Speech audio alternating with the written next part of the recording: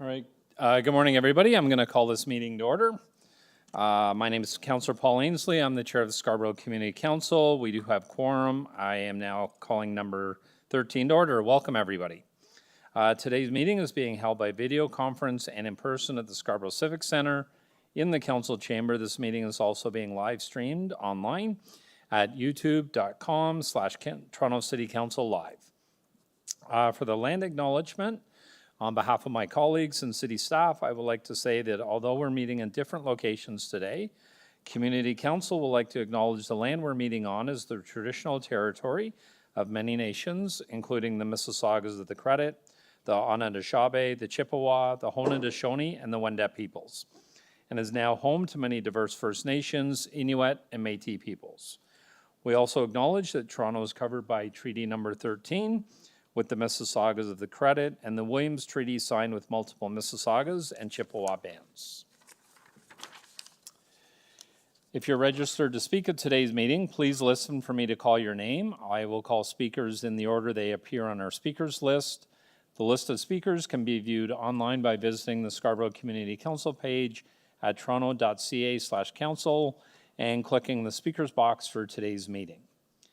Members, the City Clerk has provided all agenda materials on toronto.ca/council and on the Clerk's meeting portal. Clerk's IT staff are available to members if you need help with your devices.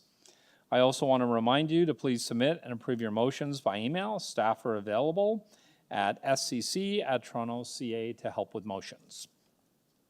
Before we have our agenda review today, I would like to recognize the 2024 inductees to the Scarborough Walk of Fame.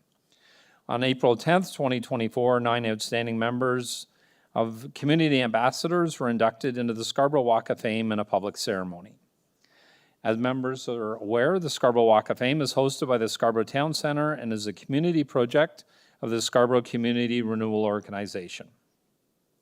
This year's nominees again represent the diversity of Scarborough and include individuals with local, national, and international accomplishments in 8 categories.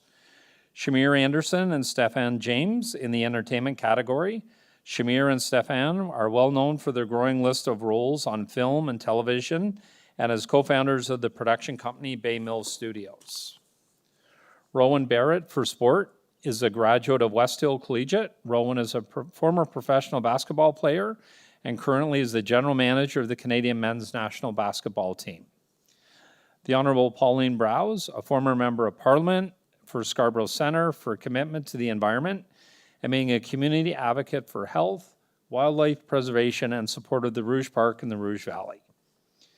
Kamisha Cox in the education category for being a passionate champion of literacy and founding the Reading Partnership, a community-based literacy project aimed at promoting and improving literacy in Toronto's under-resourced communities. Sam Ibrahim was inducted in the business category, an alumni of the University of Toronto Scarborough who at the age of 26 founded the Arrow Group of Companies, a wide-ranging collection of more than 20 corporations.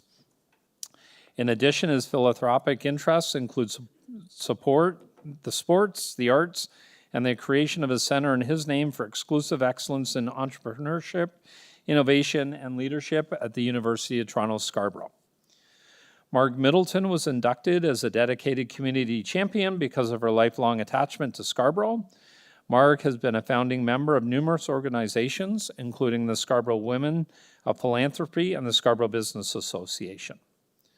Dr. Vivian Rambahar was inducted in the health category. Dr. Rambahar has been a Scarborough cardiologist for more than 40 years, an adjunct professor of medicine at the University of Toronto. He's also an author, role model, and community leader. He's recognized for pioneering global contributions to medicine, science, society, and humanity. Mark Stoddart was inducted for arts and culture. The Cedarbrae Collegiate graduate is an internationally renowned graphic artist who remains committed to the Scarborough community. He's active with a long list of community organizations and works with and mentors students from elementary school through to college. On behalf of the members of the Scarborough Community Council and all residents of Scarborough, I wish to congratulate all of this year's inductees for their accomplishments and thank them for their commitment and ongoing support of our community here in Scarborough. Thank you so much.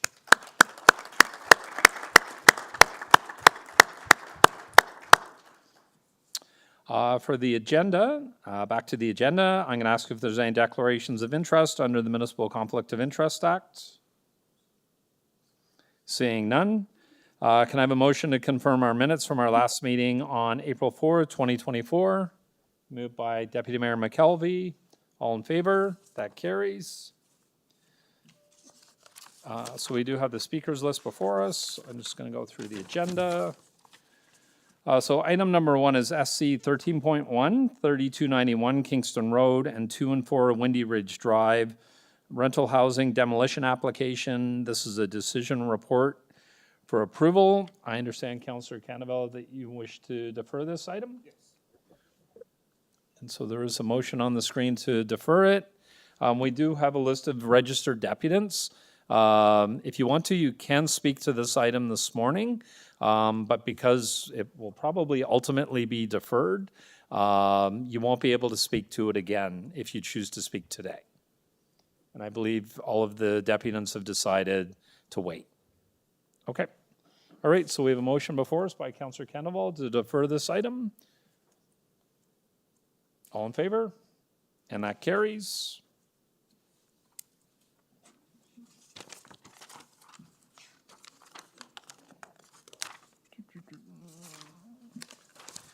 And item number 2, SC 13.2, 1891 Eglinton Avenue East, Class 4 Noise Area Classification, MP 300. It's a decision report for approval.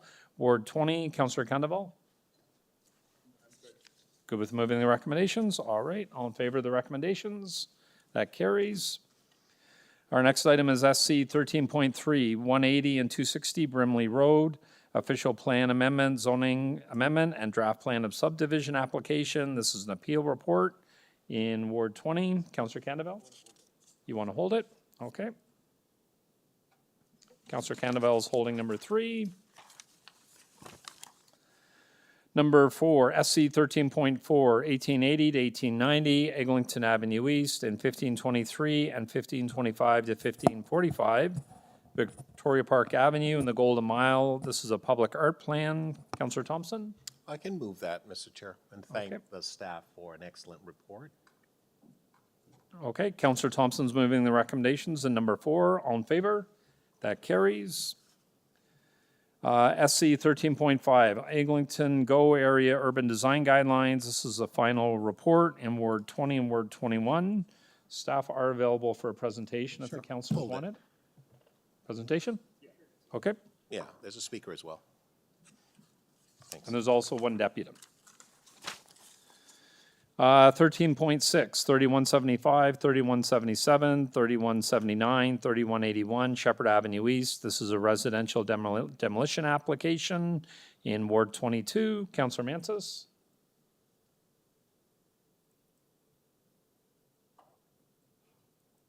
Good morning, Mr. Chair. I believe that the clerks has a motion for the item, and I would like to pass. I would like to submit the motion. Okay. And pass staff recommendations. Just give everybody a moment to read it. Sure. This is for option 3 in the staff recs. Yep. Does anybody have any questions? The mover? All in favor of the amendment? Item as amended. That carries. Our next item is SC 13.7, 114 Marcos Boulevard, application to remove a private tree in Ward 21. We have a speaker. Our next item is SC 13.8, 149 Blantyre Avenue, an application to remove a private tree in Ward 20. Councillor Cannavale? Okay. Councillor Cannavale is moving the staff recommendation. All in favor? That carries. SC 13.9, 1 Fairway Drive, a fence exemption report in Ward 21. I'm going to hold this. We have a registered speaker.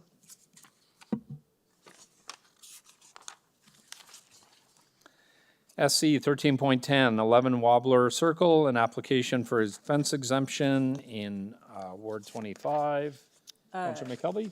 Thank you. I'd like to defer it. Staff have an updated report that they'll bring next time. Okay. Any questions of the mover? Councillor Kelly's moving deferral. All in favor? That carries. SC 13.11, 4061 Sheppard Avenue East, an application for a fence exemption in Ward 22. Councillor Mantis? Mr. Chair, I'm just going to move staff recommendations. Okay. Councillor Mantis is moving staff recommendations. All in favor? That carries. SC 13.12, 66 Larwood Boulevard, an application for a fence exemption in Ward 20. Councillor Candavel? I'd like to move the TRCA motion, which is, I think, option 2, if staff can correct me. Yeah, is it option 2? Okay. We have a recommendation before us. Did you want to amend the recommendation? Yes. Right, yes. And if staff can confirm this is the one that TRCA is in support of. Through the chair, that is correct. Okay. Questions of the mover? Seeing none. All in favor? That carries. SC 13.13, 84 Crocus Drive, a fence exemption in Ward 21. We have a speaker. SC 13.14, White Heather Boulevard, traffic calming speed humps in Ward 23. Councillor Myers? Okay, Councillor Myers moving the staff recommendations in number 14. All in favor? That carries. SC 13.15, Watson Street, traffic calming speed humps in Ward 25. Councillor McKelvey? Thank you. I'd like to defer. We are going to poll the audience. Just need time to do it. Okay. Councillor McKelvey, the motion's on the screen to move deferral to July 12th. All in favor? That carries. SC 13.13, Vessel Crescent, traffic calming speed humps in Ward 25. Councillor McKelvey? Thank you. Accept staff recommendations. Councillor McKelvey's moving staff recommendations. All in favor? That carries. SC 13.17, Lee Center Drive parking amendments in Ward 24. I'm going to move the recommendations since it's my ward. All in favor? That carries. SC 13.18, Oakmeadow Boulevard parking regulations in Ward 24. I'm going to move the recommendations. All in favor? That carries. SC 13.19, Military Trail and Bonspiel Drive parking regulations in Ward 24. I'm moving the recommendations. All in favor? That carries. SC 13.20, 5085 Sheppard Avenue East, designation of fire routes, amendments to Chapter 880 fire routes in Ward 23. Councillor Myers? I'd like to move staff recommendations, please. Okay, Councillor Myers is moving the staff recommendations. All in favor? That carries. SC 13.21, 551 Conlins Road, designation of fire routes and amendment to Chapter 880 fire routes in Ward 25. Deputy Mayor McKelvey? Thank you. I'll move staff recommendations. Deputy Mayor McKelvey is moving the staff recommendations. All in favor? That carries. And that's our run through the agenda. We did, number one's deferred. So we will start with SC 13.5, Eglinton Go Area Urban Design Guidelines Final Report. We do have one registered speaker. We'll do the staff presentation first. Sorry, Councillor Thompson? Yes, thank you, Mr. Chair. Mr. Chair, just on a point of privilege, before you start this item, I wanted just to take a moment to thank Toronto Fire Paramedics and Toronto Police. We had an occurrence in my ward at 1989 Lawrence Avenue. In essence, the occurrence was a fire which appears to have been caused by an individual the police have indicated that they have one person in custody.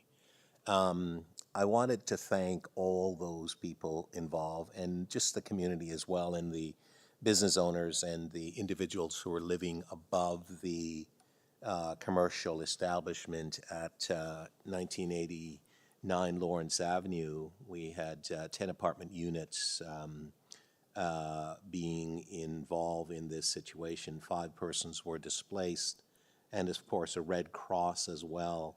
I'm encouraged the fact that no one was seriously injured, and that the response of the fire department, EMS, police, and all those who were involved on Friday was very timely, and their actions actually saved lives.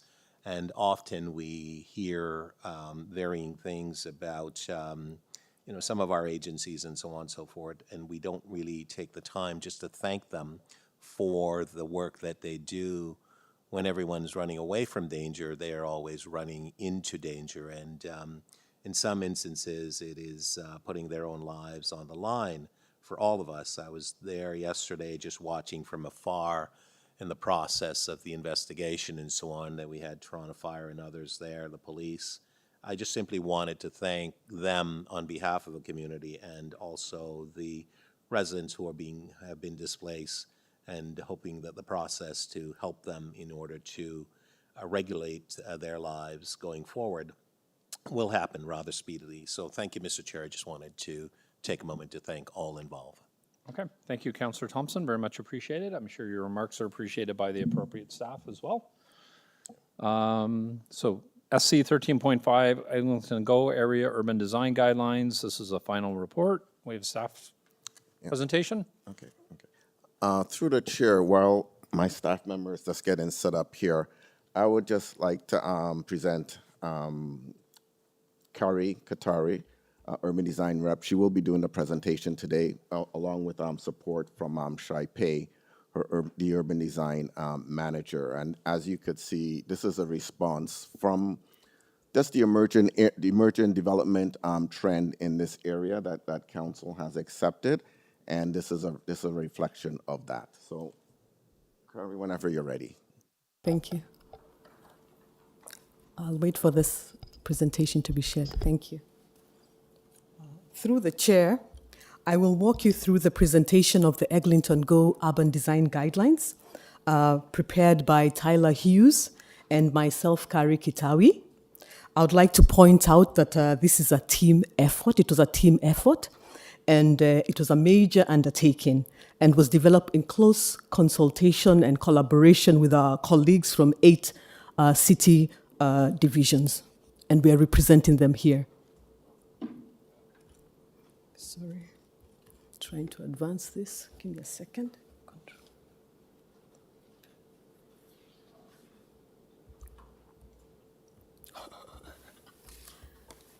Okay, just give me a minute. Convert this. Could we see? Oh, okay, maybe I just pressed that. My apologies for that. All right. In our presentation today, I'll briefly highlight the study background, the vision, and the contents of the urban design guidelines, and then conclude with the next steps. The study area for this is generally bound by McCowan Road on the west, Trudale Street on the north, and the Bellamy Road north on the east, and then on the southern corridor, it's bordered by the railway. In our City Council direction for the planning study around the Eglinton Go area was initiated by the preliminary report for 2956 to 2990 Eglinton Avenue East. And it was presented at Council on January 10th at the Scarborough Community Council and on February 2nd at the City Council. This is our work plan for the study area over the last 6 months. When the study was originally identified, we conducted background research and planned out the project. We officially initiated the study with internal work in January of this year. We developed the draft vision and framework in close consultation, as I mentioned, with 8 city divisions, and shared it with the public at the March 20th virtual community consultation meeting, and at an additional meeting hosted by the Ward 20 councillor as well. The feedback provided from all this consultation and the meetings with the residents was used to refine the final report and the urban design guidelines.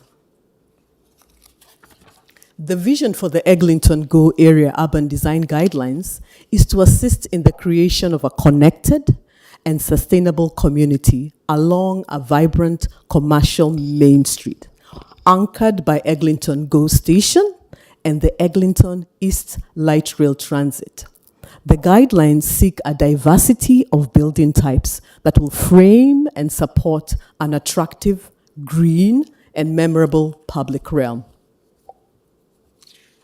This is our public realm plan, and I'm just going to walk you through the big ideas of the public realm plan. We are proposing a new public street for the study area in the Home Depot site. A laneway system is proposed to limit the number of curb cuts on Eglinton Avenue East. This will ultimately result in an improved streetscape that is safe and comfortable for pedestrians, with a double row of trees, wide sidewalks, as well as cycle tracks. We also envision 4 new public parks and a potential 2 others. As we all know, parks are critical for the existing community and as well as the future residents. There are places for them to gather, to build community, find respite, and as well as have recreation, and of course, places for children to play. Overall, parks are very beneficial for the well-being. In our public realm plan, we also envision mid-block connections. Here they're shown with a dash line with the arrow at the end. And we also have urban plazas and forecourts indicated here with an orange circle. These pedestrian spaces will be punctuated with public art.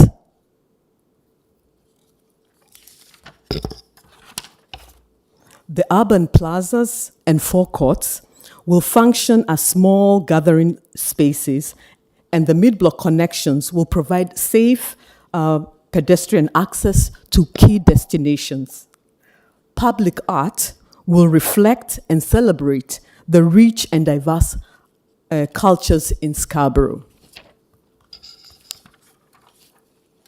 Scarborough is famous for the unique and culturally diverse restaurants and stores. In these urban design guidelines, retail, commercial, community uses are required at grade along Eglinton Avenue and to also wrap around the side streets as well. The retention and return of the existing tenants is also encouraged. There will be fine-grain retail store fronts to animate the streets, and large format retail will be integrated in the built form. As for the built form, appropriate setbacks and separation distances will be observed. The intention of these guidelines are to create a complete community. And to make this possible, there will be a mix of building types, with the tallest buildings on or close to the Go Station site, and transitioning down to the surrounding area. 12 to 40-story tall buildings, depending on the location, context, and transition and impact. mid-rise buildings, as you can see them there in blue, will be next to the parks. And then the low-rise buildings in the existing apartment neighborhood areas. Angular planes will be used strategically to limit impact and ensure transition in scale. The components that I have described above are reflected in this 2D plan. You can see the 4 parks at key locations, and also the tallest buildings are closer to the GO station. And then the mid-rise buildings are closer to the parks, as you can see there as well, shown in blue. We have extruded that 2D plan that I just showed to illustrate the vision in 3D plan above here. As you can see, we have the parks strategically located and the tallest buildings closer to the GO station. In terms of the next steps, the Eglinton GO area urban design guidelines would be utilized in the review of the current and future development applications within the study area. City staff will continue to monitor the area and the effectiveness of these guidelines to determine if any future work is necessary. Thank you very much. Okay, thank you. Sorry, we have one deputant on this? Do you want to hear the deputant, and then we'll do questions of staff? Okay. So we have one registered deputant listed, Velda Foster. Velda here. Good morning. And sorry, and just for all of the deputants, just so you have up to 5 minutes to make your presentation to Scarborough Community Council. Each councillor is allowed up to 5 minutes to ask you questions. Once all of the deputants on a given item are done, we call bringing back into committee, where we ask questions. We can ask questions individually of staff for up to 5 minutes, and then we can each speak for up to 5 minutes on any given item and move motions. So just for your information. Velda, Ms. Foster, you have 5 minutes whenever you're ready.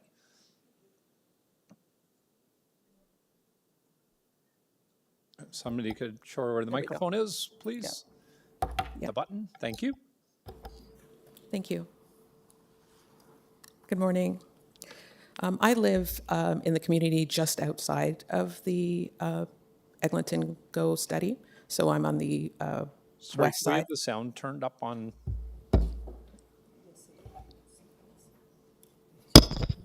Oh, there we go. Yeah, so I live on the west side of McCowan, so just outside of the study, but I feel it does affect our community.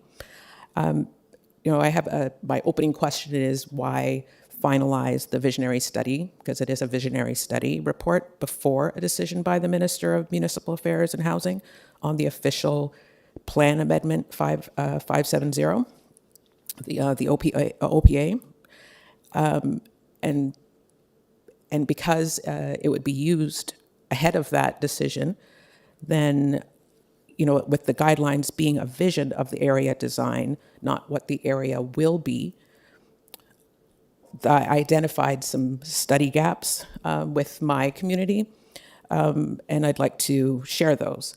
The guideline should have included scenarios of possible visions versus this one vision based on economic and city change projections to communicate to the stakeholders and the greater community to facilitate approval and acceptance of the guideline.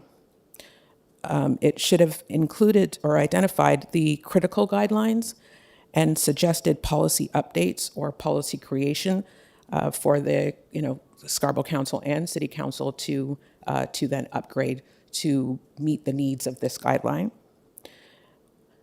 It did not include population growth, and I mean that's everywhere. But in Scarborough, in general, we are experiencing a higher growth, I believe, because we're considered to be outside of the high-end downtown area. And as such, that population growth with all of these new development applications and builds, even in the study area, the design, did that incorporate that population growth?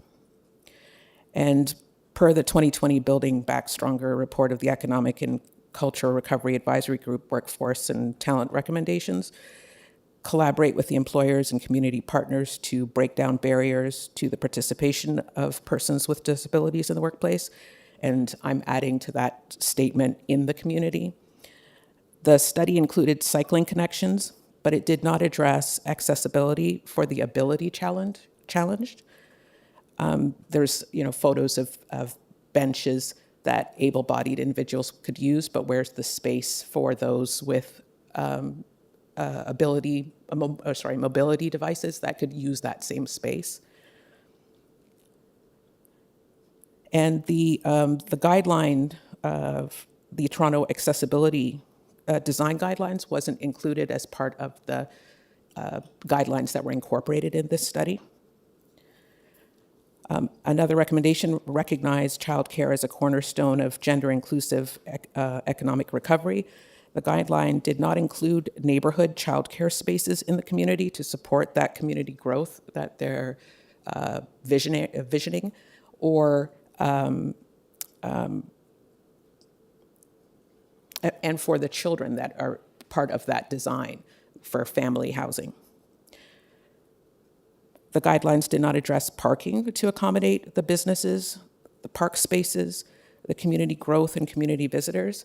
So in the drawings, they showed the space for parks, but where will be that parking for those parks?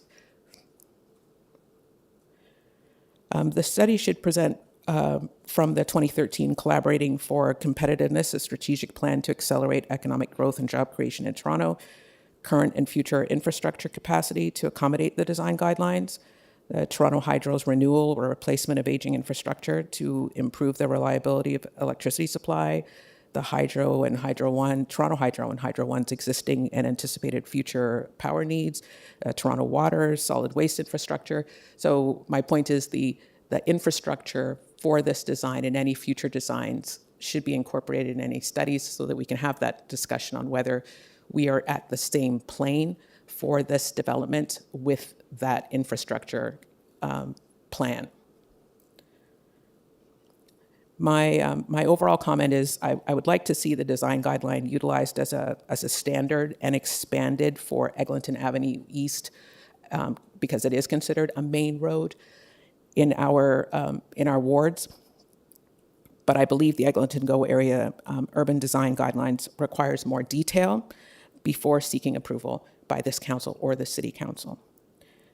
And for consideration to the Scarborough Community Council councillors and the Toronto City councillors, community participation and consultation opportunities in the new development application process should increase from the one opportunity that we do have to more like 4, so that we have an opportunity to contribute within our working hours and not outside our working hours, as your council meetings are.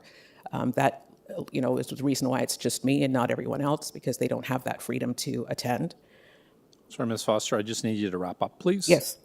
The new development application process should require all new high-rise development plans to include a green space and an approved park playground equipment area for the child occupants, schools to support the community growth, community centers to support the community growth, and all studies should include a holistic perspective to better help communities plan and develop services tailored to their unique needs. And finally, the collaboration on the studies for all of the Scarborough councillors on the guideline, on studies, guidelines, and policies that affect the greater Scarborough area. Thank you. Okay, thank you very much. Questions of the deputant? Sorry, Councillor Myers. Sorry, Councillor Canavelle. Looking at both of you. Thank you, Velda, for delegating and participating in the one community session. And you spoke to the need for, on such a transformative project, for there to be more opportunities to consult.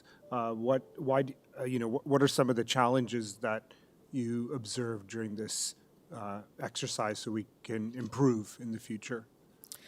Well, the initial communication was by mail, so that went to every mailbox, and that started a conversation that wasn't there before because we were not aware.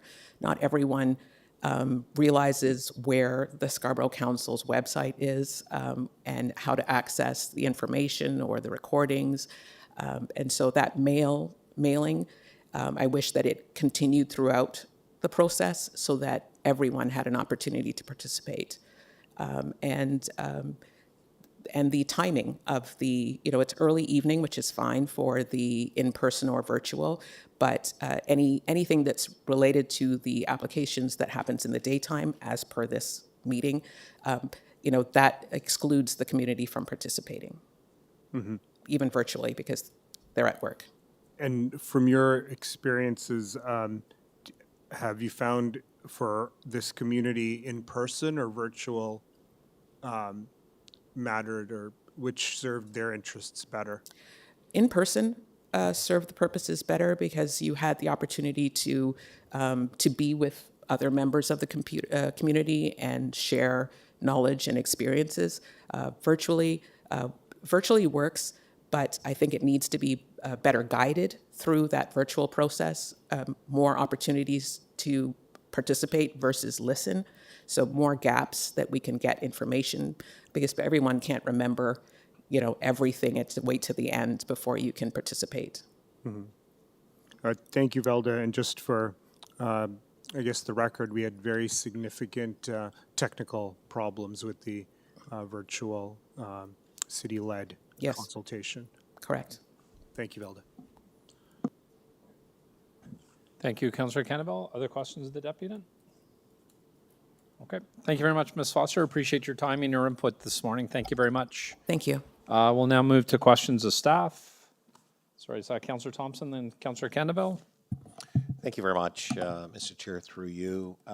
Let's just start with Velda's remarks. Can we maybe take 30 seconds and respond? Because I think that some of it relates to issues like site plan, work that's already ongoing and relating to citywide as well as this sort of area specific. So I just wonder if you could maybe just comment on that quickly. And I have some more questions.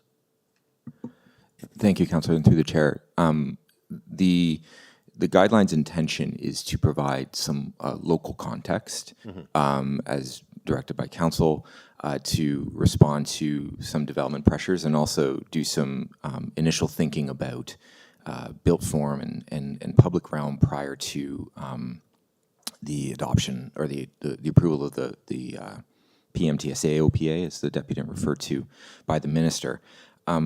What's also important here is it's not meant to repeat citywide guidelines that are adopted by council, and there's a discussion of that on page 8 of the report. Right. Okay. Excellent. So the report deals with the intent in terms of the guidelines to inform both the current and future applications. By the way, I thank you for this because when the first application came, we had nothing to use as a guideline and so on. So what I wanted to understand, though, is that how do what's the impact on applications that have been provided, for example, 2956 and 2990 Eglinton Avenue, which is the one I was referring to initially because when it came forward, we had nothing to use as a benchmark as such. And what's the consideration for the development as per the guidelines?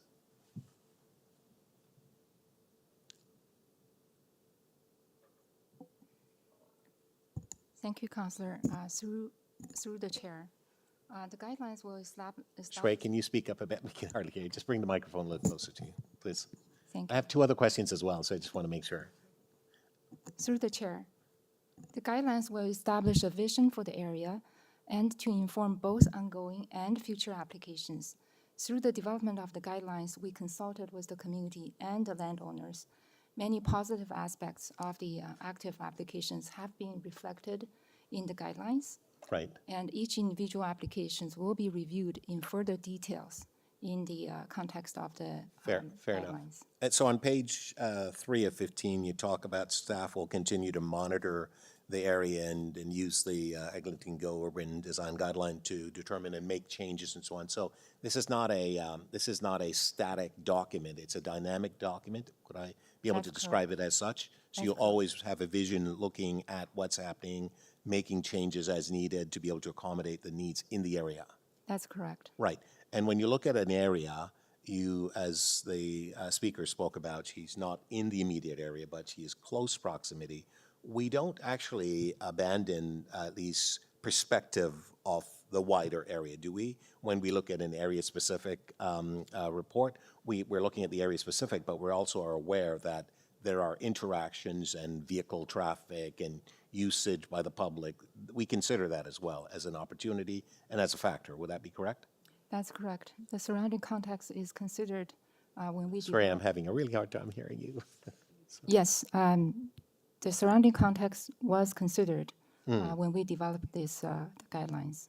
Right. And how do these guidelines function to inform the development in the area study? That is, do they function any differently from other urban design guidelines? For example, the Golden Mile, which we've been talking about now for quite some time. Is there anything unique? Is there any different from that per se?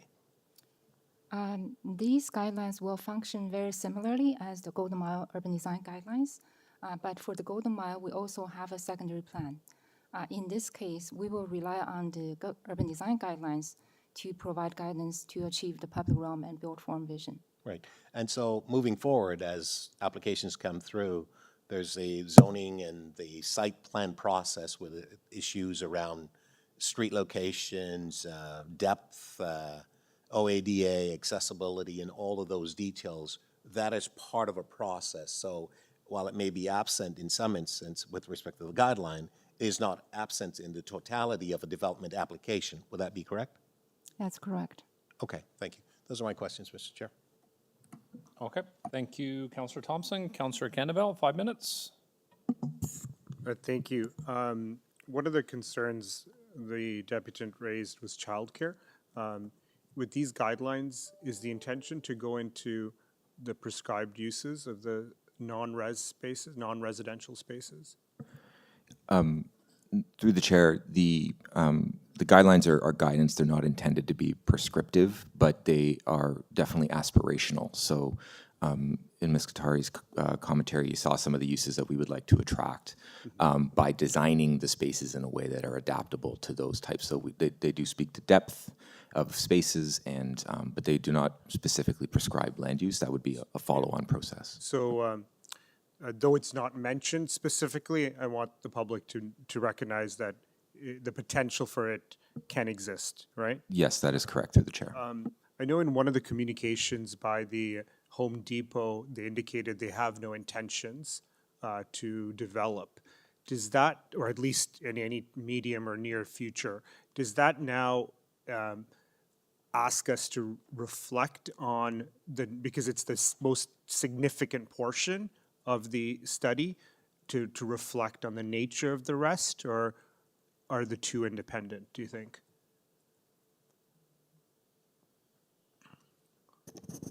Through the repeat chair. question? Yeah, through the chair. Thank you for the question. It's still incumbent on us to even though in the immediate they don't plan on redeveloping or selling their lands, as part of the scope of the study, it's still incumbent of us to say, if they did, this is what the potential land uses could be. So it's irrelevant, their communication? It's relevant in that, sorry, through the chair, it's relevant in that it gives us a signal, but it's not as though the redevelopment of the site, we're waiting on something there that is helping another site. It's all self-contained. So the local street, the public park are all within the Home Depot land holdings. So it's not like we're waiting on it for half a right-of-way for another site. And it would be the minimums required under the Planning Act for parkland dedication. So there's, if it happens, per Mr. Ashby's point, and if it doesn't, we know what it could be. Gotcha. Because in the scenario that, they don't develop, I think the concern is, are they sufficient for the north side? in terms of parkland, in terms of non-res uses? Through the chair, I wanted to say that, just adding to what Christian has said, on the northern side, there's consideration for parks there. There's Park 2 and 3, which are being catered for on the northern part. And in terms of land dedication, is based on the lot sizes there as well. Gotcha. The other communication from the self-storage people indicated they have no intentions to use the prescribed uses we're suggesting to convert to green space. If I read that correctly, does that now change that ratio and the ability to access parkland? Thank you, Councillor. Through the chair, that self-storage application has been approved. We consider that as a interim use, which could stay for a long time. But ultimately, if the site does come up for redevelopment in the future, we have a vision ready. So are we relying, maybe I didn't understand, are we relying on that space for green space? That's not part of our calculations? Ultimately, in the long run, in the long term. Yeah. We are or we are not? So through the chair, councillor, it's a development concept. It's one of, we could all draw one today, but this is the one that sort of makes sense and has the deployment of built form that meet the guidelines. So we're not relying on that piece of land for green space, but if that site were to be redeveloped and say the self-storage building were to stay, we would have to find, and they would have to provide another spot for a park of an appropriate size to meet the Planning Act requirements. Okay, so when their application went through, there was a commitment from them for green space? No, sorry, through the chair. If the Home Depot and self-storage, because they are still generally one ownership, but they are separating. If that block were to be redeveloped and the self-storage building were proposed to stay, a block similar to Park 1 would need to be found somewhere on the site that meet the guidelines about shadow and impact, but it's provided per Planning Act purposes through redevelopment. I have one quick question. Is that okay, Chair? Just for the benefit of council and the public, what was the context that generated the urban design guidelines? I remember there was some reference to a council decision. Through the chair, there was a development application submitted on the north side of Eglinton. Councillor Thompson referred to it, and Community Council, through the preliminary report, advanced direction to initiate a study. Subsequent to that, another development application was received, and Council passed the official plan amendment on the PMTSAs. So it was important to have some thought to supplement the existing policies in advance of some of these matters landing. Thank you, Chair. Okay. Thank you, Councillor Kenneville. Other questions on this item? Seeing none. Speakers on this item? Councillor Thompson? Well, thank you very much, Mr. Chair. I'm going to move the item here and to thank staff for an excellent report. As Mr. Francesca has stated, we had an application that had come, I want to say 3 years ago, maybe less, but within that particular frame. And we had no idea as to what it is that we wanted to see at this location. And in fact, it took us a little bit by surprise because of the intensification and the direction which the applicant wanted to come at a development application. And there's no way that we could even endorse or support such an application. But nonetheless, they were very aggressive. And so we had no guidelines. We had nothing for this area at all.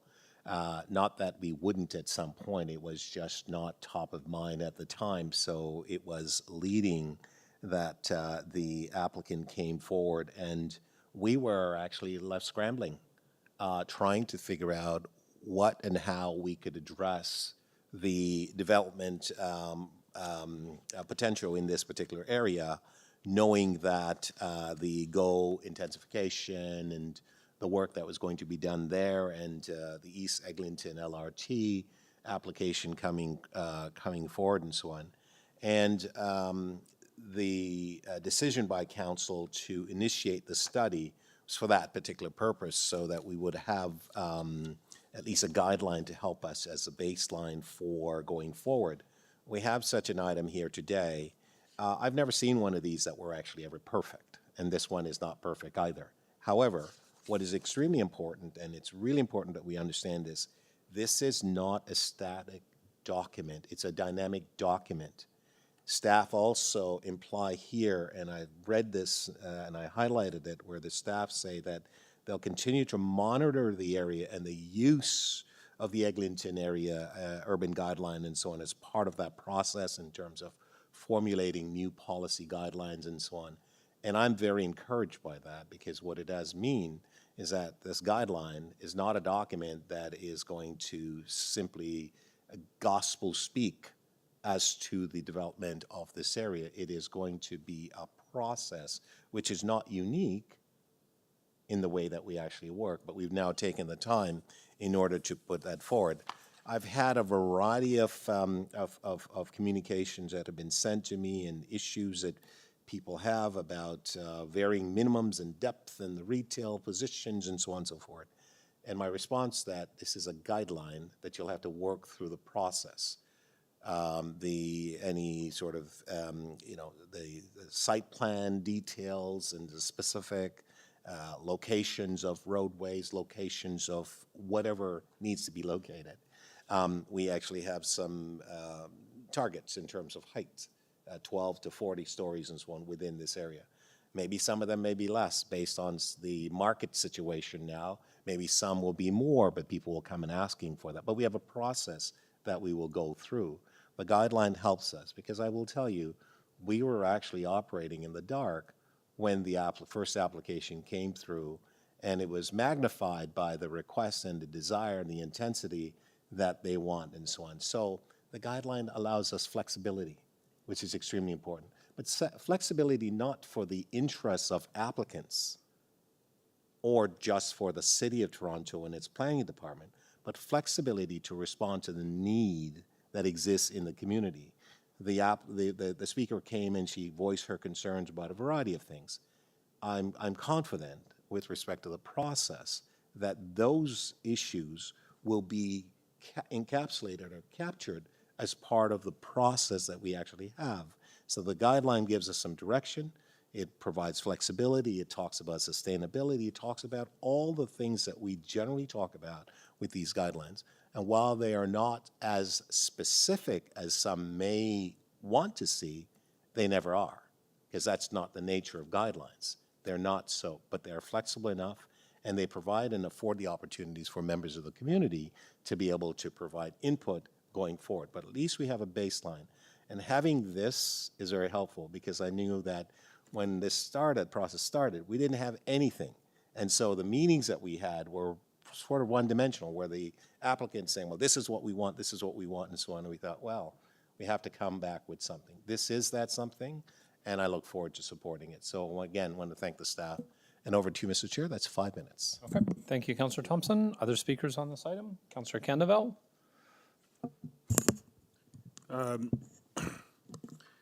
I'd like to thank the deputant for coming through and making not just council but staff know of some of the areas or gaps that were identified. I think that's a very important part of any process of this magnitude, that we are always diligent and aware of ways we can improve upon. Certainly that's my reflection of this process amidst a whole smorgasbord of things happening.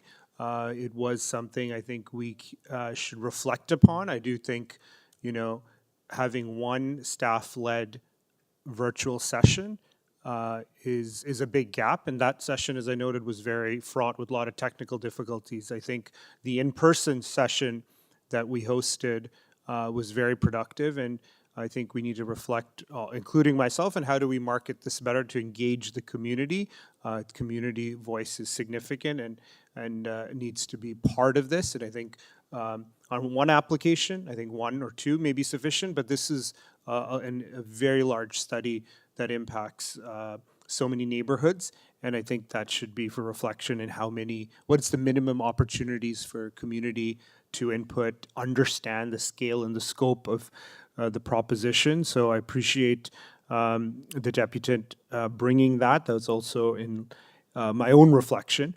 And in terms of the report before us and my experience as a new councillor, I want to thank Tyler, Shui, and Kari. Sorry, is it Kari? Yeah, for their engagement with my office. It was really rewarding to understand and appreciate the context in which they're working in, and recognizing that we have to seek complete communities that serve the public interest. These are monumental decisions that require us in an area that's very underserved, in how decisions are made that affect the public realm, non-residential uses such as childcare, parks, retail, commercial, that is accessible and affordable need to be part of the conversation. To some extent, that message is hopefully resonating with the province in terms of how they're perhaps recalculating major guidelines and policies for development. And I think this is our role to ensure through these guidelines that we see more specific calls for the public interest in an area that needs to see more investment, particularly from us as council in advancing the Eglinton East LRT. So some sort of more frequent transit. I don't want to get into soliloquy about the GO station argument about being a high order transit. We need to see frequency. We need to recognize there are multimodal ways of transportation that don't change easily. And we have to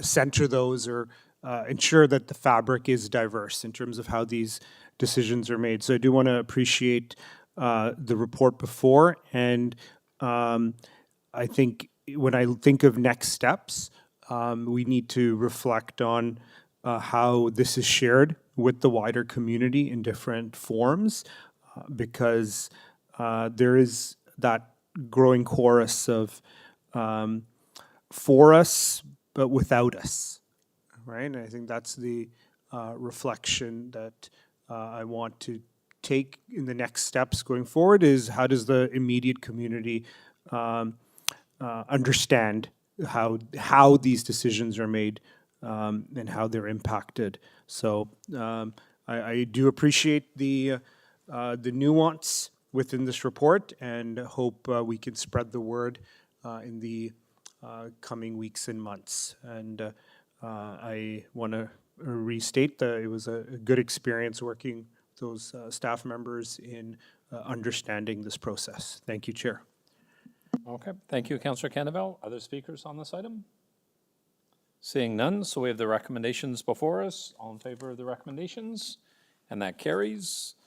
Our next item is SC 13.7, 114 Marcos Boulevard, application to remove a private tree in Ward 21. We have one registered speaker, Lindsay Jube.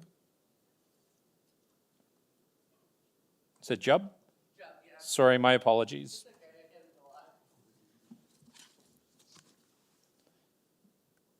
Good morning, Ms. Jubb. You have 5 minutes whenever you're ready.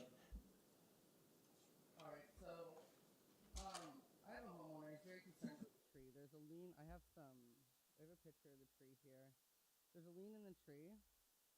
It's also causing serious damage underground to his drainage system. He's had someone. Oh, embarrassing. All right, so I'll start again. So the homeowner at Marcos Boulevard has been very concerned about the tree. He's had the Drain Kings, different companies come by, and it's affecting the drains. The root system's affecting the drains underneath the ground. There's a lean in the tree. I have a letter from the homeowner right here that he wrote. Let me just pull this up. Sorry.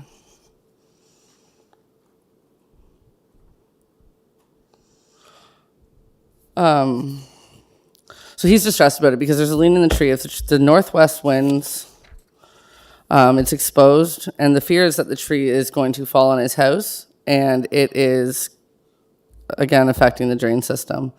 In the picture I have here it shows, I don't know if people can see it, it shows the lean facing towards the house on the tree.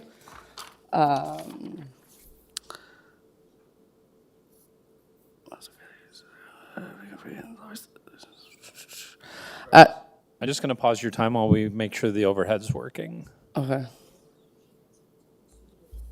Sorry, I've never done this before, guys. There we go. Is it No, showing? it's okay. There's no rush.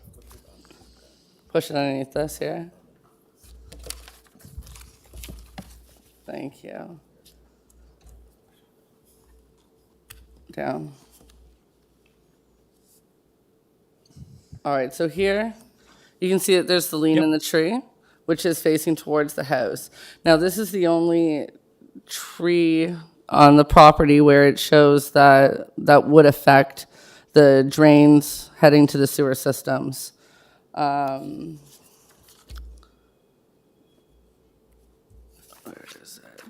At 8.5 meters, the tree has dominant leaders with a structural defect at the union and included in the bark. The tree is also expressing symptoms of stress. The tree is growing water spouts along the trunk, which may indicate internal rot. Now, I'm just going to pull up this letter quick from the homeowner. All right. So this is his concern. Mr. McGott is the owner of the property. Hold on. Did I get the wrong one?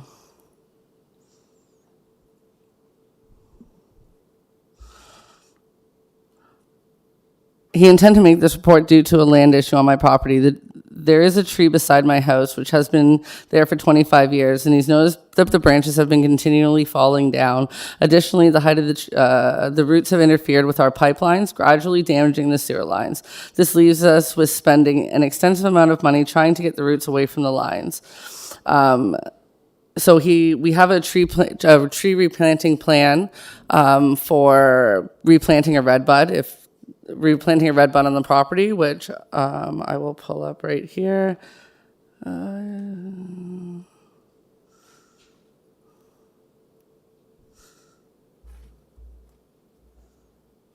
didn't print it. If we can, it's not going to pick up. Okay. Well, we have a tree, and our plan is to replant an eastern redbud. But if another tree would be better, I'm open to discussion. So that's everything. Thank you. Are there questions of the deputant? Councillor Thompson. Thank you, and good morning, and thank you for coming. I'm sorry, it wasn't clear to me. How are you related to the property owner? I'm the company that's doing the removal. So we applied for the application for the homeowner.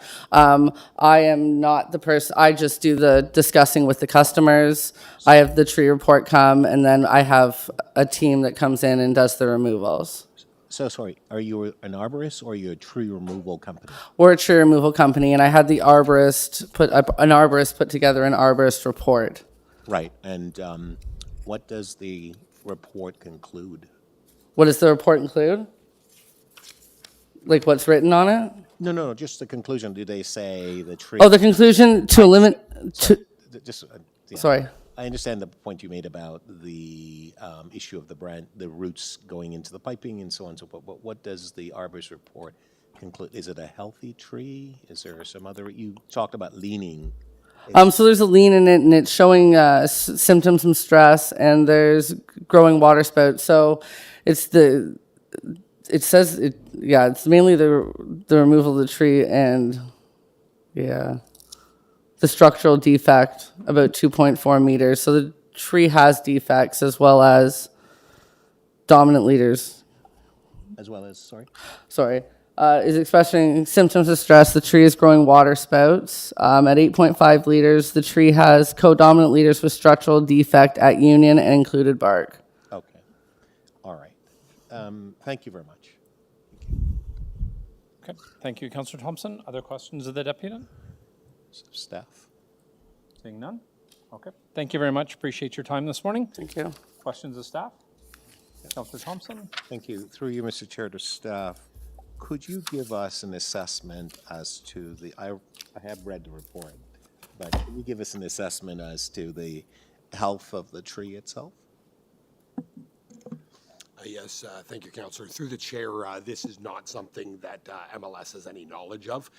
This would normally be So is there someone from forestry then? done through urban forestry. Is what I was Is there going to say. someone from forestry, Mr. Chair? Yeah, through the chair, on behalf of Urban Forestry, the tree was assessed to be healthy and maintainable at the time of inspection. Oh, you're over there. I didn't see you. Okay, great. Can you then perhaps speak to the point that was made by the speaker on behalf of the homeowner regarding the roots of the tree? Have you been able to assess the impact and damage that potentially the roots are causing to the pipes and maybe other infrastructure relating to the home? Through the chair, the applicant did provide some information that indicated that tree roots had gotten into the sewer pipe. And this is not abnormal, especially for older sewer pipes. Tree roots don't penetrate objects themselves, but they will get into openings where there's a leaking of water and nutrients and air into the soil. And it can lead to maintenance that needs to be done. But in terms of the tree protection bylaw, the division PF&R can't issue a permit to remove a healthy tree except under certain circumstances. And So sorry, can't issue a permit to remove a healthy tree except under certain circumstances. What are those circumstances? so one example would be through construction that's deemed to be necessary or as of right. Yep. So if the drain pipe needed to be repaired or replaced and there was no reasonable alternative but to remove the tree in the process of that construction, then it is possible that a permit could be issued to remove a healthy tree in that circumstance. How would we know? Would you put a camera down to check to see? I mean, how do you determine that? Through the chair, the applicant did provide some footage from one of those cameras that tunnel through a sewer pipe. And although Urban Forestry are not experts in interpreting that information, we have no reason to doubt that that this was an issue, that there are roots within the sewer pipe in this location. So what is our obligation as a municipality then in terms of responding to address this? Because obviously, as been pointed out, it's creating stress and harm, I guess, to the equipment and to the property owner. How do we address this, not just at this address in Marcos, but citywide? What's our policy? Through the chair, on behalf of Urban Forestry, we can only really respond to applications made under the tree bylaw and not to questions about infrastructure maintenance. But I understand from the application materials that there was a snaking done of the drain and they were able to unclog it. Okay. So the problem is resolved as far as you understand then in terms of the snaking and the unclogging? Through the chair, from the information we received, some service was done, which I believe has unclogged the drain. There may be a residual concern that this could be a continuing problem. And that would be the only recourse to continue to unclog it when it's clogged, essentially? Because it doesn't meet the requirement for removal. Through the chair, there would be also an option to make an application, a construction-related application, if the applicant had advice from their contractor that they needed to excavate to unclog the drain or to repair or replace any components of the drain pipe. Okay. So maybe it's not wise for us to make a decision. Maybe a deferral would be best and perhaps to seek to do some additional work on behalf of the applicant, because otherwise we're not going to approve it, correct? You don't have to answer the question about approval, but I'm just saying based on our policy. Yeah, through the chair, because the application we received was a non-construction application, it Right. falls in a different category with a different application fee. We can only really assess the condition of the tree to Gotcha. determine if a permit can be issued Okay. versus a construction application where we could consider the construction plans and how they would impact the tree. Thank you. May I ask your name? I don't think we met before. My name is Alex Rudolphs. Thank you. So I'm filling in for Janice Allen, who normally Right. attends these normally meetings. is here. Okay. Thank you very much. I just wanted to say thank you so much for the answers. Very clear, crisp, and concise, and very detailed. So thank you. Appreciate you. Thanks, Mr. Chair. Thanks. Okay, thank you, Councillor Thompson. Other questions of staff? Seeing none. Speakers, Councillor Thompson? Mr. Chair, I know that on the face of it, obviously, this particular request doesn't meet our standard policy allowance and so on, but it appears that there's more details and more to this that perhaps requires some degree of examination. And so for that reason, I'm going to essentially move a deferral on this item to allow some conversation between my office, the homeowner, and their representative, along with staff, to see whether or not there is a need to further investigate and maybe take additional actions and or to come forward with a different approach. I'm not in favor of removing trees for the sake of removing them. At the same time, I am aware that there are some issues and impacts that trees do have, and it poses a tremendous challenge for homeowners, particularly some of our elderly homeowners and so on who are afraid of a variety of things. I'm not really that concerned about the leaning aspect of it. Quite frankly, I've seen the tree.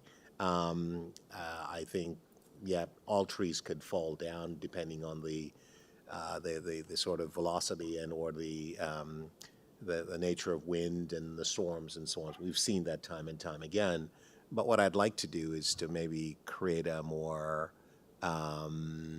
I would use the term due process of fairness, to spend a little bit more time to assess with a little bit more clarity the details and the full impact. And so for those reasons, I'm going to move to deferral. Love to work with staff and to meet on site to have a further in-depth look at the problem along with the homeowner and so on. And I think that would be a fairer process as opposed to just to simply say no today or to have a vote on it, which it's not going to win. And even if it were to win here, it would likely lose when it goes elsewhere. Mr. Chair. Does it go elsewhere, or does this rest with us? Okay, well, I don't think it's going to. It used to go elsewhere. That's the problem, that we brought it back. I don't think it would win anyways here at this point, so let's have a further look at it. Okay, thank you, Councillor Thompson. Other speakers on this item? Seeing none, so we have the amendment before us to defer this until our June 12th meeting. All in favor? That carries. Item is amended. All in favor? That carries. So the item's been, we're gonna, sorry? Can I just talk Yes. over here? Would you mind? Yeah. Just go like this. Thanks. Okay, our next item on our agenda is SC 13.9, 1 Fairway Drive Fence Exemption Report in Ward 21.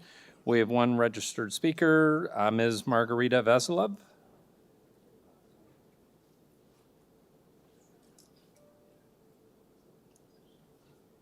Margarita Veselev? Hi, can everybody hear me? Oh, we can hear you. You have 5 minutes to address us whenever you're ready. Okay. Hello, council members. My name is Margarita, and I am the owner of number 1 Fairway Drive. I really wasn't sure if I would be able to speak today as I have a loved one in intensive care. So I did submit a letter along with some photos to council. I am hopeful that you did get an opportunity to read that letter to get a better understanding as to why I am requesting this fence exemption today. Due to the proximity of the construction at number 3 Fairway next to my home, along with the amount of tenants and their very limited access to the entrance of their backyard, the construction of this fence was vital for us. The section of the fence that is in question that has exceeded the maximum height was placed because of 2 particular windows. The one extremely large window facing directly into our patio at eye level, and another smaller kitchen window that also faces into our outdoor and indoor living space and into our bedroom windows, having us to always keep our blinds drawn closed. This home at number 3 Fairway engulfs my home, especially with all these windows. We will never be able to have privacy in our yard. I don't think one should feel a sense of entitlement to own the view into a property just because their home towers over the other. We realize we can do nothing about what's already there, but what we would like to request is to at least be able to have some privacy, as little as this small barrier with the privacy lattice can offer us, to be able to sit on our patio as a family and have kids enjoy playing freely in their bathing suits in the kiddie pool. We feel this is our human right, and any fair-minded person would be understanding of this, especially when this barrier does not affect their view, the view into our home and personal space that we would like to once enjoy again as we once did. Although it may mean very little to this specific council, it means a great deal to me that all of my immediate neighbors and friends on Fairway Drive and Braeburn Boulevard came together to show their support by signing a petition for this council, which has been attached with my original letter. Thank you to all the council members for your time. Thank you, Ms. Vasilev. Questions of the deputant? Councillor Thompson, questions? Thank you. Through you, Mr. Chair, to the speaker. Can you just remind us as to, I know you've stated a little bit about the rationale, but you had some concerns that you mentioned to me about your family and just the exposure to variety of visitors to that address and sort of viewing onto your land. Can you maybe just describe that a little bit further for me, please? Yes. Yes, so the one particular window that large, I believe it's their dining hallway window. It's at eye level with my patio. So the privacy lattice offers a little bit of privacy when we're sitting down to have dinner or the kids playing in the pool in their bathing suits. They can still see out. We can do nothing about that, but it just offers a little sense of privacy and a little barrier. And I hope that answers your question. yes, it does. Thank you so much for that. And the area in question, Thank you. the increase in terms of the fence could be considered a bit of a lattice that's being attached to an area. I would say maybe it's about, in terms of length, I'm going to guess maybe 7.5 to 8 feet. Would that be the case? I believe you're correct, yes. Right, so you're not adding the additional height to the entire area. It's just to that specific area where you feel that the proximity to the windows and the viewing to the property at number 3 to the north of you creates a challenge for your family. Yes, that's correct. It's just that one section. The rest of the fence is in compliance and within our boundary and our, so it's just that one section. Yes, you're correct. And it's a board and board feature as opposed to the standard sort of lattice feature? Yes, that's correct. Okay, great. How long have you lived at the residence? I've been here since 2008. And can you tell me what changed with respect to the property to the north took place within the last 5 years?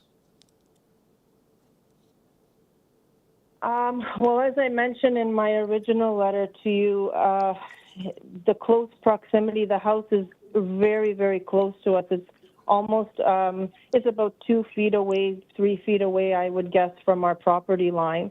And there's approximately 14 windows facing directly into our yard. And they do have very limited access to their yard, so they would have to kind of squeeze by either property to try to access their yard because they have an existing bungalow with a breezeway attached to this new construction. So we just felt, and during the construction, there was a lot of workers coming and going and, unintentionally, and we understood that, but we were very accommodating, and we felt now it was time that all the construction was complete, that it was time for a fence to, have our privacy. Okay, thank you very much. Okay, thank you, Councillor Thompson. Thank you. Other questions of the deputant? Seeing none, thank you very much, Ms. Vasilev. I appreciate your time and your input this morning. We're now going to move on to questions of staff. Any questions? Thank you. You're welcome. Yes, Mr. Chair. Councillor Thompson, questions of staff? So through you, Mr. Chair, to staff, what is unique about this request that you wouldn't support it? Thank you for the question, Councillor. Through the chair, I don't see anything unique that is out of the ordinary from other fence exemptions. It seems that this is just to do with the 0.4 of a meter that is over height. Right. I will point out that it seems from the photos that are provided that it's maybe 3 fence sections, looking to be between 6 and 8 feet in length that do have this, and it is a horizontal board-to-board that they are using as the lattice. But I don't see anything out of the ordinary. Right, and we have in the past allowed these types of exemptions, which this is not a precedent setting as such? Through the chair, I have done fence exemption reports for council for this, and I have seen multiple councils pass similar items to this. Got you. Through you, Mr. Chair, to planning staff, can you help me to understand what is the provision in the Planning Act that allows, or is it maybe silent on the issue of sunlight? I ask the question only because I've been told that this particular addition creates a blockage of sunlight in a basement. Through the chair, if the matter was reviewed as a part of a development application, there are official plan policies relating to shadow impact. Single detached housing technically, or typically is not reviewed at a site plan level, and now if it's less than 10 units, we would not have a level of review where sunlight would have been determined. Right, so in this particular case, if that is raised as an issue, it's not something that we would have any real comment on, because within the policy guidelines, there's nothing, it's essentially silent, is that correct? Through the chair, that's correct, and arguably any permitted zoned envelope would shadow in that regard, as you described, a basement window being shadowed. Right, and tell me a little bit about basements. Typically, is it a requirement that one is, I guess, dependent on sunlight coming in through the basement window to create illumination, or does one have interior lights that allows for illumination? Or is it a combination of? Through the chair, I would imagine it would be a combination of, but I don't, I'm unfamiliar if there are any code requirements for ventilation or things like that. Okay, great. Thank you. Thank you, Mr. Chair. Thank you. Okay, thank you, Councillor Thompson. Other questions of staff on this item? Seeing none, we'll move to speakers. Councillor Thompson. Thank you very much, Mr. Chair. I want to thank the homeowner at number 1 Fairway for coming in to speak on this issue. I've had a chance to visit the site most recently, but I've also had chances to be in the area and having an opportunity to talk with residents about matters relating to said address, and it appears that for the degree of my motion, I'm going to move that we grant the exemption at number 1 Fairway. The reason for that is that we have time and time again granted similar requests from other applicants and addresses across Scarborough. So to deny this would be unfair, and as such, I have spoken with both homeowners. There is a history that goes back, which is not in front of us, nor do we need to garner any real theme and or conversation relating to, but simply I think that the opportunity to allow this exemption gives some peace of mind to the applicant, and I suspect perhaps at the end of the day, going forward, it will as well to the neighboring property.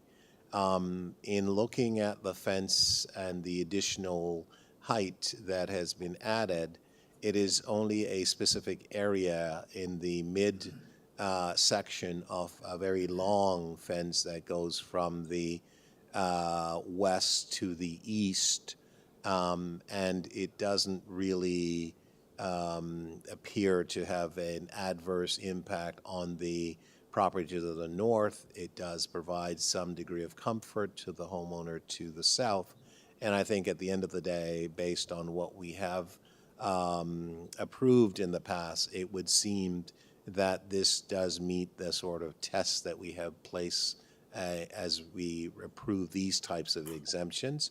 And so for that reason, I'm going to essentially support the exemption.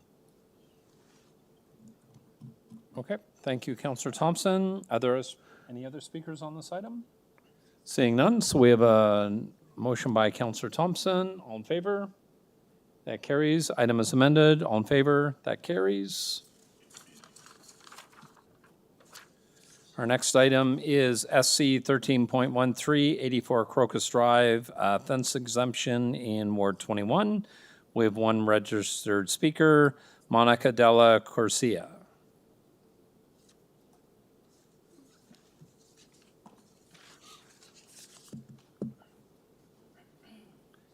Good morning, Ms. Della Corsia. You have 5 minutes whenever you're ready.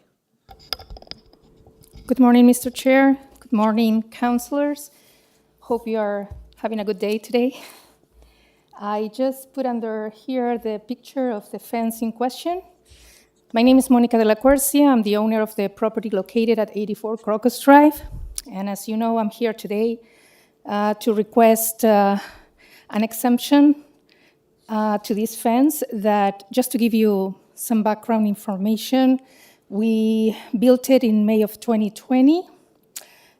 We replaced the whole backyard fence, and it was only a portion of the fence that is shared with my good neighbor Tracy Zhu, located at 82 Crocus Drive, that we agreed at the time to build it slightly higher, not being aware that there was a bylaw, but just for privacy purposes, because the property has a raised deck in her backyard, so 2 meter high fence would have not provided the privacy that we would like to have. So at this time, and because we are all in agreement, both the owner of the property at 82 Crocus Drive, as well as the tenants that now reside there, I'm just asking for some leniency today for the council to grant me to allow this fence to remain as is, or until such time as it's due for replacement. I would really appreciate it. And I would like to show here, I did submit copies of these letters of support from both the owner and the tenants. I don't know if you can see them or you have copies of them, but I would like to read at least the one from the owner, which is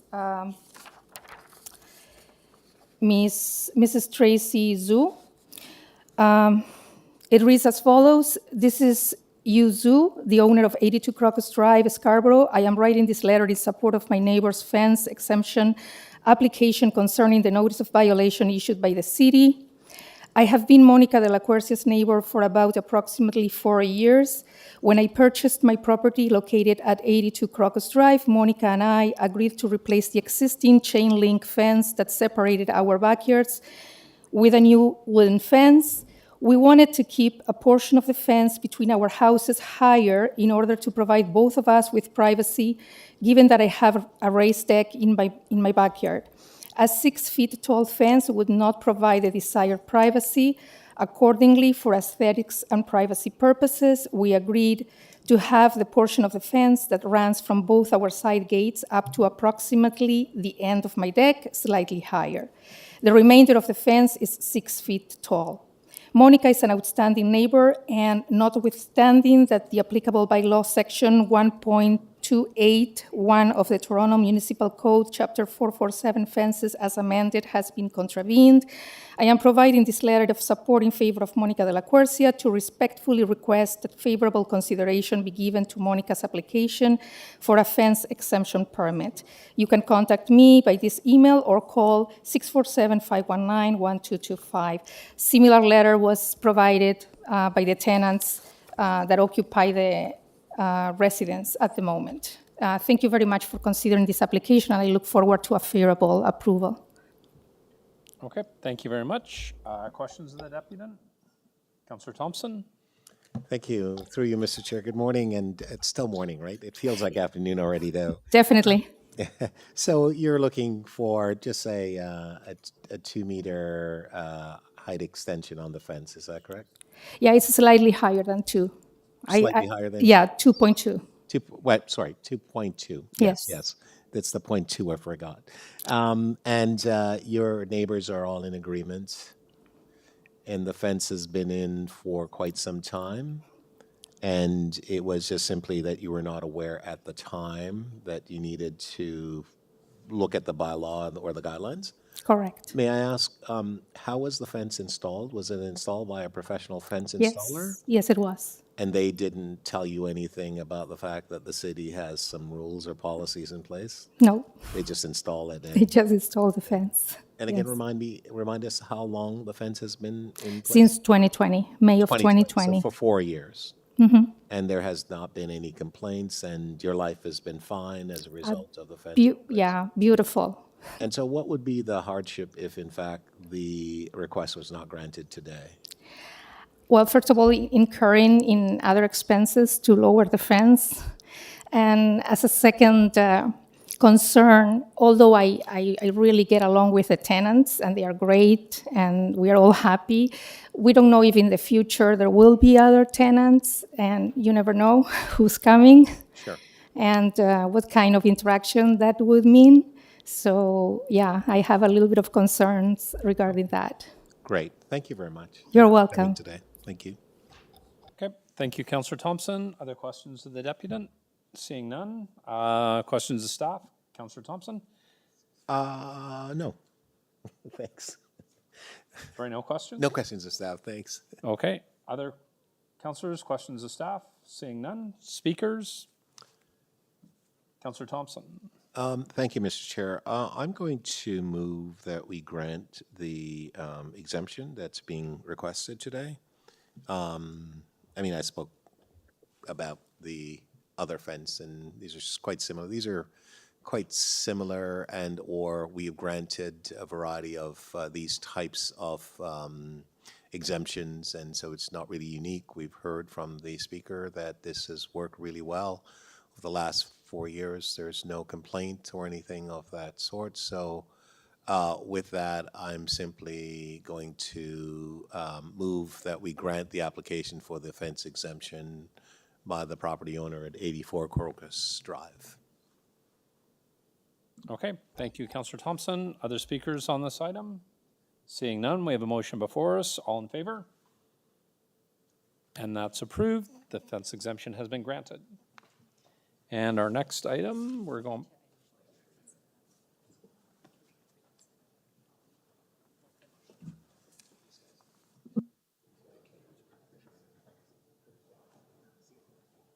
Sorry, before our next item, we're just going to go back to SC 13.1266, Larwood Boulevard, application for a fence exemption in Ward 20. We have a technical amendment. If we can just move to reopen it.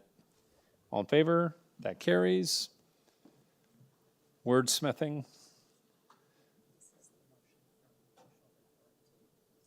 Okay. Moved by Councillor Canavelle. All in favor? That carries. No item is amended? No. All right, perfect. Our next item, those are all the items with deputants, so we're going back to number 3. SC 13.3, 180 and 260 Brimley Road official plan amendment, zoning amendment, and draft plan of subdivision application. This is an appeal report in Ward 20 held by Councillor Candavel. Councillor, questions of staff? Yes, thank you, Chair. For the benefit of the public, if staff can outline the significant challenges in this revision of an application that has had seen a tremendous change, and the context for the staff position to oppose this.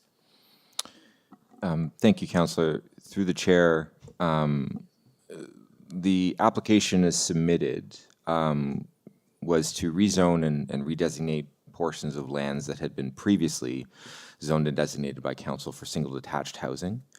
The initial submission in 2020 was changing the proposal to about 384 units of standard and back-to-back townhouses from single detached and semis.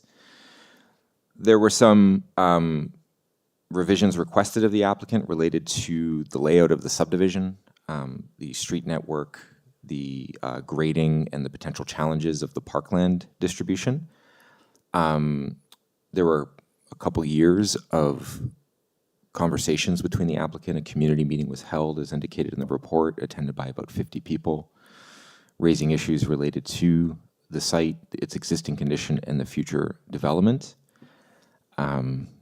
Earlier this year, late last year, a resubmission was filed, changing the development to be about 1,300 units from 300 units of back-to-back and stacked townhouses, and deleting the public street network. The report before you recommends that City Council direct the City Solicitor to attend the OLT and oppose the application in its current form. We have concerns with the lack of street network. There are no public streets. It's quite a large development to be serviced entirely on private streets. The built form lacks detail to really determine if it meets the council-adopted urban design guidelines. And there's other matters related to deficiency of parkland, which the city solicitor is being recommended to contest. There's also a recommendation to continue conversations to try to narrow or settle on matters.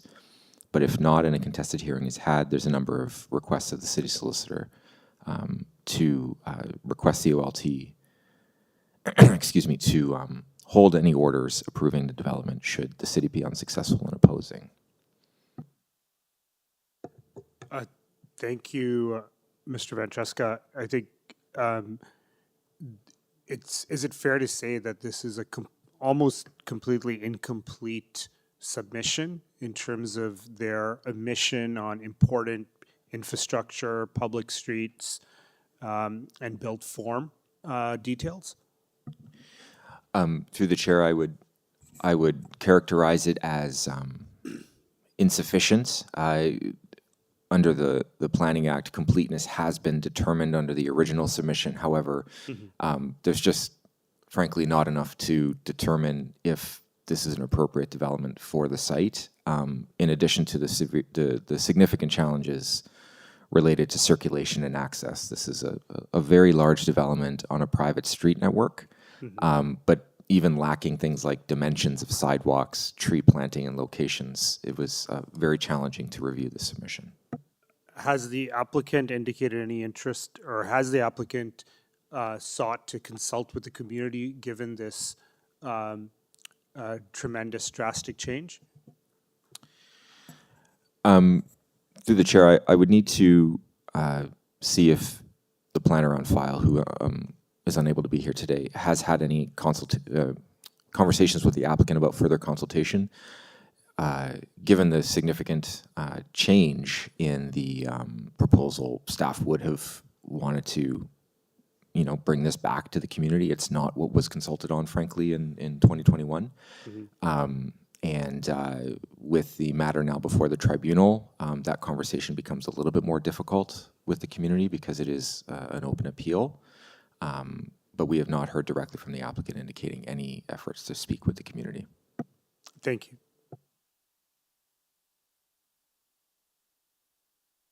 Thank you, Councillor. Other questions of staff on this item?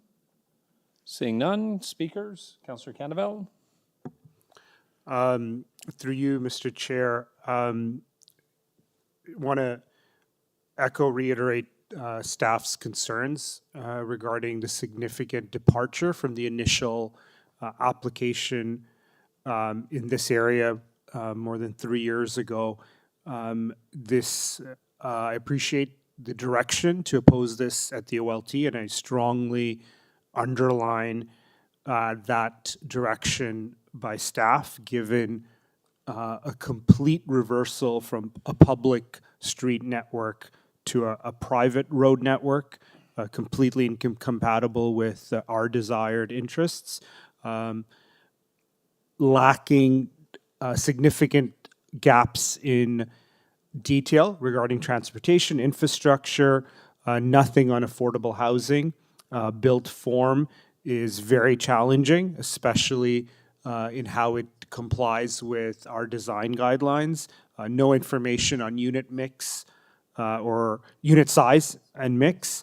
No very drastic lack of amenity space given the number of units have quadrupled. Inadequate parkland, stormwater concerns. So I appreciate staff's outline to the significant gaps, insufficient information being provided by this applicant, and no clear desire to engage with the community given the drastic shift in application and the number of years have transpired since its initial application. And so this, given there's nearby employment areas and there's a need for air quality and land use compatibility. So there's several issues amongst this, and I implore staff to work with our office in terms of how this is negotiated or settled on in terms of the OLT. I do believe we have a duty to take this back to the community, given the drastic, significant departure from the initial application, because this is part of good practice, but also given these changes. So I'm hopeful that we have a strong opposition. That is my hope as the councillor for our staff in the deliberations as part of the OLT process, that we're kept abreast, we're informed, and we have an opportunity to inform the public, and as part of our approach that we engage with the public this change to utilize this as part of the process. So I'm looking forward to this project. I think having a variety of built form in the area, this is just south of the Eglinton GO station, I think is key to good design, and this can supplement that diversity in built form. So there's considerable changes necessary for this project to work. I'm hoping staff will center that in the steps forward with the OLT process. Thank you, Chair. Okay, thank you, Councillor Canavelle. Any other speakers on this item? Seeing none, Councillor Canavelle is moving the recommendations before us. All in favor? That carries, and I believe we're done. The bills. Who would like to move the bills? Councillor Canavelle. That bills 405 to 410 prepared for the May 6th, 2024 meeting, 13 of the Scarborough Community Council, be declared as bylaws and passed subject to Section 226.9 of the City of Toronto Act 2006. Thank you. All in favor? That carries unanimously. Confirmatory bills. Deputy Mayor McKelvey. that the confirmatory bills to confirm the legislative proceedings of the Scarborough Community Council under delegated authority, meeting 13 today, be declared as bylaws and passed subject to section 226.9 of the City of Toronto Act. All in favor? That carries. Motion to adjourn. Councillor Myers, all in favor? That carries. Thank you, everybody. Thank you to all the staff, and I hope everybody has a great week. Thank you very much. Meeting adjourned.